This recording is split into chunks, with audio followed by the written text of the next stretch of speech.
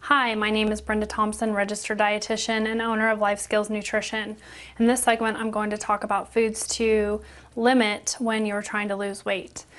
First, we want to try to eliminate foods containing hydrogenated fats because our goal to lose weight is to try to become healthier, and sometimes those fats can increase our chances of heart disease. We also want to decrease our high sugar containing foods. A lot of times these foods have a lot of sugar and no nutrients, and our goal is to try to eat as many nutrient dense foods as possible so that our bodies can become healthier. You want to avoid foods that are high in saturated fats, and a lot of those are animal foods. Also very high calorie foods that may have a lot of nutrients in them, however, you want to still try to avoid them.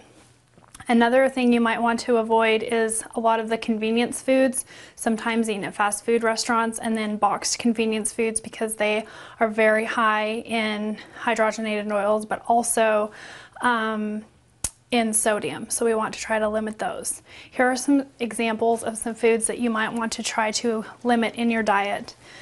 Bacon is a food that contains a lot of sodium and fat. This is a health bar. A lot of times health bars will have hydrogenated oils in them, although they have a lot of nutrients. This might be one food that's loaded with calories and nutrients, however, contains hydrogenated fats. High fat meats are another food you would like to avoid. This ground beef is very high in fat, so you would want to avoid it. You would also want to avoid poultry with skin. Snack foods, although they look very delicious and taste wonderful, are foods that we want to try to limit. I'm not saying that you have to avoid them completely, but try to limit them throughout the week.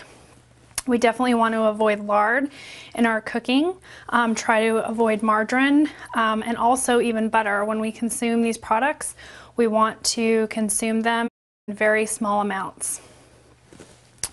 Avoiding whipping cream or any other kinds of cream would be a better idea, along with whole milk. Any whole dairy products we would want to try to avoid and switch over to a 1% or a fat-free.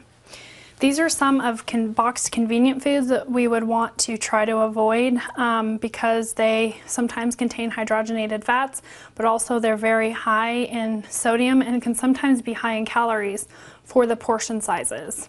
And then fats that we add for a lot of baked goods can sometimes be supplemented with other things such as applesauce, and so we want to try to limit those in our diets.